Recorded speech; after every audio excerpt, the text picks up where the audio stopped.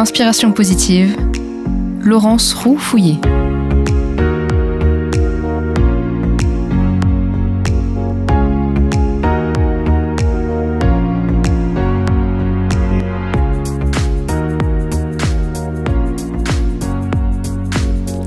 Bonjour, je vous souhaite la bienvenue dans cette nouvelle édition d'Inspiration positive sur Fréquence Protestante.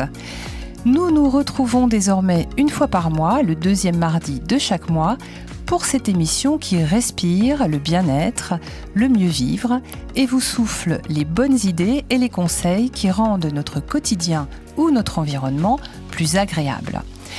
Alors dans quelques jours, c'est la Saint-Valentin. Et parmi les cadeaux que s'échangeront les amoureux, il y aura certainement du parfum. Ce présent léger est pourtant un poids lourd du secteur du luxe en France. Alors jugez-en plutôt, avec près de 3 milliards de chiffres d'affaires par an, plus de 56 millions de flacons vendus, il s'écoule 1,6 flacons de parfum chaque seconde en France. Donc des chiffres qui, comme le parfum, font tourner la tête. Pourtant, le parfum est aussi vieux que les hommes eux-mêmes, il les relie même aux dieux. Et cette parure parfumée qui signe notre présence est bien plus qu'un accessoire, elle est essentielle à notre bien-être. Tout un programme. Bref, le parfum, c'est toute une histoire et ce sera notre sujet aujourd'hui. Je vous invite donc à voyager dans l'univers magique et poétique du parfum en compagnie d'Isabelle Sadou. Alors bonjour Isabelle. Bonjour Laurence. Vous êtes journaliste et votre domaine de prédilection justement c'est le parfum mais aussi les parfumeurs. Et vous animez, alors j'adore l'idée, un blog parfumé. Vous diffusez même, c'est le cas de le dire, une newsletter parfumée sur votre site donc, qui s'appelle d'un mot à l'autre.com. On redonnera les coordonnées. Alors pour commencer, j'aimerais vous demander, est-ce que le parfum est aussi vieux que le monde ? Oui, on peut dire en effet que le parfum est aussi vieux que le monde. Il existe depuis la nuit des temps. Perfumum veut dire à travers la fumée. Et en fait, c'est un mode de communication avec les dieux, comme vous l'avez cité tout à l'heure.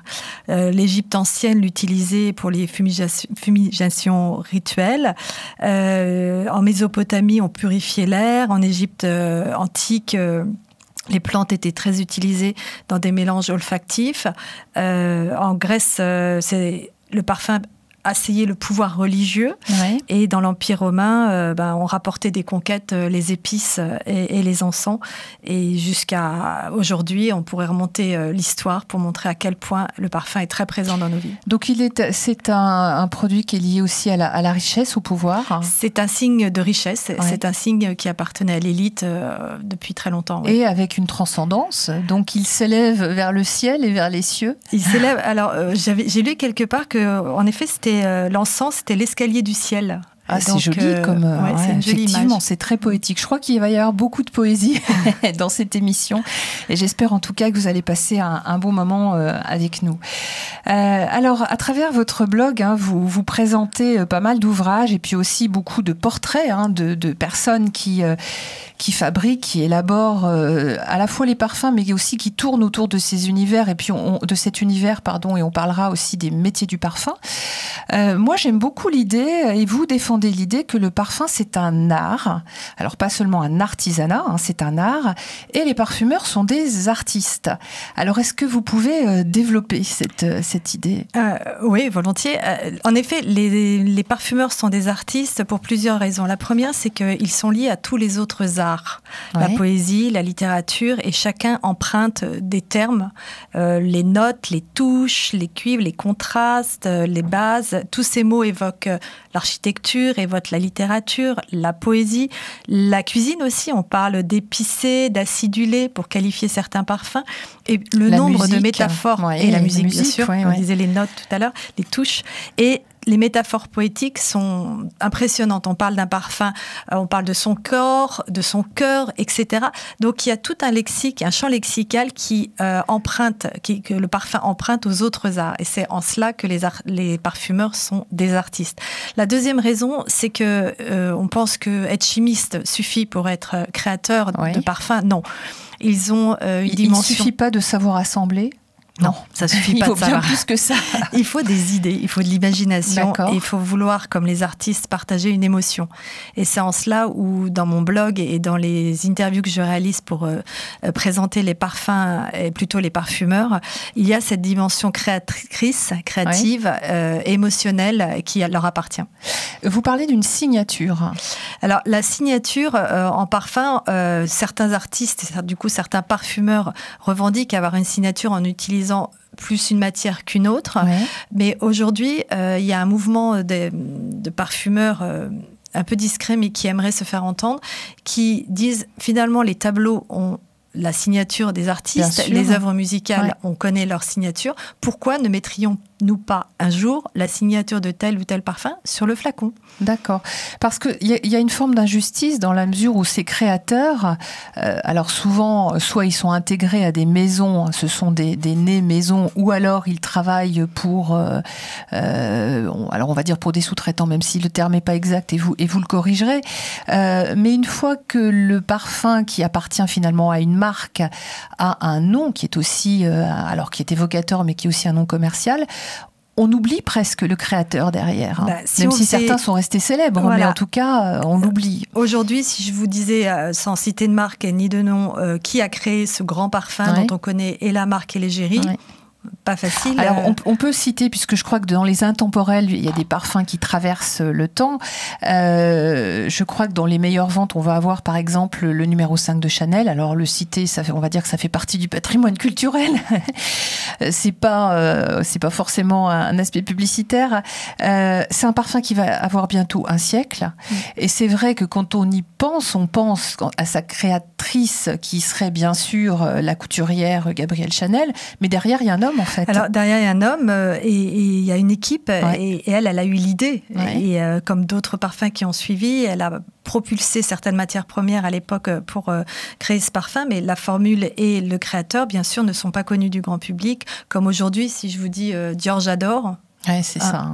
En fait, c'est une femme française que j'ai rencontrée, que j'ai interviewée, qui est une artiste qui est passionnante. D'accord. Donc, on peut penser, alors je ne sais pas si c'est au titre en tout cas de la propriété intellectuelle, mais au moins au titre de la reconnaissance, que nos parfumeurs, en tout cas les parfumeurs français, puissent avoir effectivement une griffe, une signature peut-être. On peut l'imaginer peut-être un jour. Alors on le verra peut-être, c'est formidable.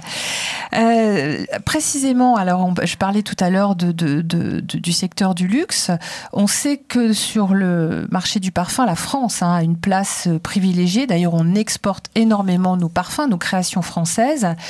On dit aussi que la ville de Grasse, c'est le berceau du parfum. Je crois que c'est un endroit que vous connaissez bien. Oui. Voilà. Est-ce que vous pouvez nous en dire plus ? Alors, oui, en effet, Grasse, c'est le berceau de la parfumerie. Et depuis 2018, 2018, c'est devenu la capitale internationale reconnue pour ses savoir-faire par l'UNESCO. D'accord. Et donc cette reconnaissance aux yeux du monde valorise le territoire de Grasse. Donc il y a la ville de Grasse et puis il y a tout le territoire aux alentours. Pour aller régulièrement à Grasse, on voit que de plus en plus des terrains sont réattribués. On réattribue des terrains pour les plantes à parfum, pour la culture, plutôt que de faire des grands espaces immobiliers. Et puis Grasse est le berceau parce que de par son histoire et de son ensoleillement, il y a énormément de plantes à parfum qui sont récoltées. Donc Grasse étant le centre de la récolte, du négoce et du traitement des matières premières. Paris, celui de la création, de la fabrication et des conditionnements. Et jusqu'à il y a encore très peu de temps, Montpellier, pour les apothicaires, c'est une sorte de triangle d'or du parfum et qui est entretenu aujourd'hui. Oui. Avec ce savoir-faire donc qu'on trouve en France.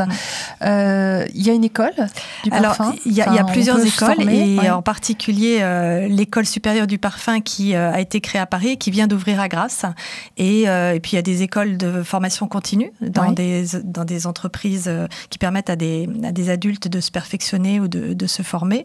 Et ça se développe de plus en plus. Ouais. Et beaucoup d'étrangers viennent apprendre le métier du parfum à Grasse. À Grasse, d'accord. Comme d'autres viennent apprendre la cuisine en France et la gastronomie française, donc ça peut être tout à fait comparable avec effectivement ce savoir-faire. Donc un savoir-faire qui est traditionnel à la base ? Alors un savoir-faire qui est traditionnel et qui commence par un talent, un savoir-faire savoir-faire qui est passionnant, qui est celui de la cueillette. D'accord. Les cueilleuses, on sait très bien que ce sont les... Alors, il y a beaucoup de femmes, c'est pour ça que je dis cueilleuses, mais sans fleurs et sans fleurs à parfum cueillies, il n'y aurait pas de parfum. Et récemment, il y a eu un colloque à Grasse qui a rendu hommage à tous ces métiers de la parfumerie au féminin et qui commence par ces cueilleuses, un métier qui se transmet de mère en fille. Et aujourd'hui, il y a quelques femmes qui se sont installées comme vraiment responsables de ces terrains et qui l'ont pris à cœur, qui ont à cœur de perpétuer cette tradition et ce savoir-faire. Parce que, alors, vous dites des femmes parce que cueillir, c'est quelque chose de délicat. On peut le dire comme ça. Il faut faire attention à ce qu'on dit maintenant. Ouais, non, faire attention, il y a quand même des hommes qui viennent cueillir. Mais, non, mais sans faire de discrimination. Mais l'idée, c'est ça. Voilà, l'idée, c'est ça. Quand on regarde une femme cueillir un jasmin ou une rose, il y a de par la fragilité de la fleur, il y a une délicatesse qui est nécessaire. Il y a certainement des hommes qui savent en faire preuve. Mais, et puis, c'est transmis et c'est vrai que c'est une tradition. Parce que de la qualité des fleurs qu'on va recueillir va bien évidemment dépendre de la qualité du parfum et des molécules qui vont subsister, j'imagine. Exactement. Et c'est comme ça qu'aussi on réalise qu'on ne cueille pas une fleur à n'importe quelle heure de la journée, très tôt le matin. Ouais. Il y a des horaires à certaines saisons selon le climat et c'est vrai que plus la fleur est de qualité, plus le parfum s'avérera de qualité. D'accord. Et du coup, dans la production du parfum, les plantes qui viennent de Grasse, c'est encore une proportion qui est importante. Oui, ça représente encore... Alors, je n'ai pas les chiffres en tête, mais ça l'est de plus en plus, parce que comme je vous le disais tout à l'heure, il y a de plus en plus de terrains qui sont réattribués à la production. Il y a 3 fleurs qui prédominent dans les récoltes, c'est le jasmin, la tubéreuse et la rose centifolia. D'accord. Et ces trois fleurs sont produites et fournissent une majorité des parfumeurs français, mais bien sûr, il y a quand même beaucoup d'importations de pays d'Afrique du Nord, de Madagascar. On n'a pas de vanille à Grasse, etc. D'accord. Donc, puisqu'il n'y a pas effectivement que les fleurs, on parlera tout à l'heure des matières premières. Mais rien que le fait d'évoquer le jasmin ou la rose, alors je ne sais pas pour vous et là où vous êtes, mais déjà ça embaume. Presque, on arrive à les respirer, nous, ici, dans le studio. Alors, à défaut de respiration, je vais vous proposer une pause musicale. Isabelle, c'est vous qui avez choisi ce morceau, vous me l'avez suggéré, j'ai trouvé ça très joli et finalement, même si la thématique de rapprocher le parfum à la Saint-Valentin est un petit peu, c'est un petit peu une scie de l'année, mais c'est pas très grave. C'est un très joli morceau qui est extrait des Contes d'Hoffmann, donc de Jacques Offenbach, avec 2 sopranos qui ont des voix absolument extraordinaires, Anne-Sophie von Otter et Stéphanie Doustrac. Belle nuit aux nuits d'amour.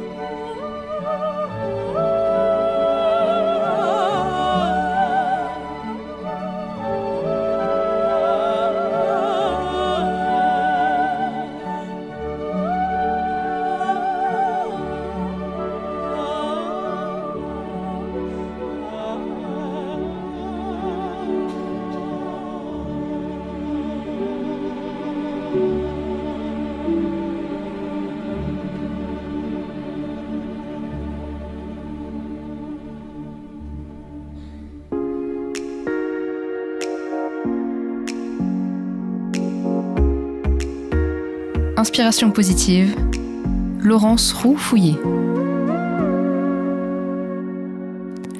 Que de douceur dans ces notes. Donc nous reprenons avec plaisir notre voyage parfumé.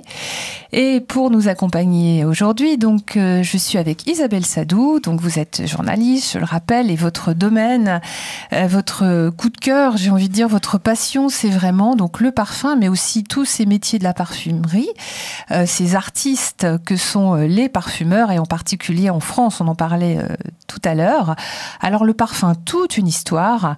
On l'a un tout petit peu évoqué déjà avec les fleurs, mais j'aimerais que vous nous parliez des matières premières utilisées pour composer les parfums. Alors on pense naturellement aux fleurs. Tout à l'heure vous me parliez de la vanille, donc il y a d'autres substances qui sont utilisées.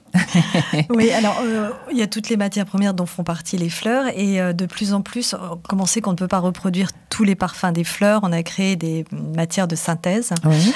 Donc je ne vais pas les lister, c'est laborieux, ouais. Mais elles se complètent, les matières de synthèse, les matières premières de synthèse se complètent avec les matières premières et donnent de très très beaux parfums. Chanel numéro 5 de Chanel n'existerait pas sans certaines matières premières de synthèse, et c'est pour ça qu'il est nécessaire de faire des études. On parlait tout à l'heure du métier de parfumeur, parce que ça ne s'improvise pas, et c'est pas en ayant quelques fleurs sous la main qu'on fait un parfum. Parce que parfois on peut isoler simplement certains composants, c'est ça, dans les matières synthétiques, les matières de synthèse, on va réussir à isoler quelques molécules et les reproduire, exactement. D'accord. Sinon, ça peut être des écorces, des végétaux. Alors des végétaux, oui, on l'a dit, des agrumes. Ça peut être des agrumes, ça peut être des écorces. Après, on peut isoler ou reproduire tout ce qu'il y a dans la nature. Ouais. Donc tout ça se distille toujours. Ouais, donc toujours cette fabrication qui est tout à fait artisanale. Et alors, donc vous nous disiez certains matériaux de synthèse, mais est-ce qu'on pourrait imaginer qu'il y ait un parfum qui soit totalement bio ? C'est en cours, ouais, totalement. Alors autre, bien évidemment, que d'avoir des huiles essentielles pures, puisqu'on peut peut-être rappeler aussi que dans le sud de la France, on élabore beaucoup d'huiles essentielles. Oui, c'est le fief des huiles essentielles, bien sûr. On peut imaginer, et il y a des marques qui travaillent à créer, à reproduire des parfums totalement bio avec des cultures issues de l'entreprise biologique. Après, comme tout progrès, c'est en cours. On va guetter la parfumerie bio qui fait beaucoup parler d'elle. Bon, mais il n'y a pas de parfum qui soit absolument vegan aujourd'hui, en tout cas. D'accord. Alors tout à l'heure, on en parlait, puisqu'on encense littéralement le métier de nez.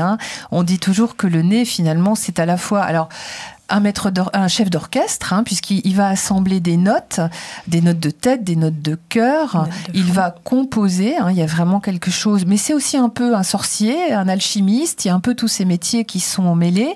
Alors, j'aimerais bien que vous nous parliez à la fois des nez, et puis peut-être que vous nous parliez aussi des autres métiers, parce que peut-être que dans nos plus jeunes auditeurs ou dans les parents qui nous écoutent, si c'est un univers qui vous fait rêver, de savoir qu'il y a d'autres matières. Alors, peut-être que être né, c'est inné, ou ça s'apprend, je ne sais pas, dites-nous.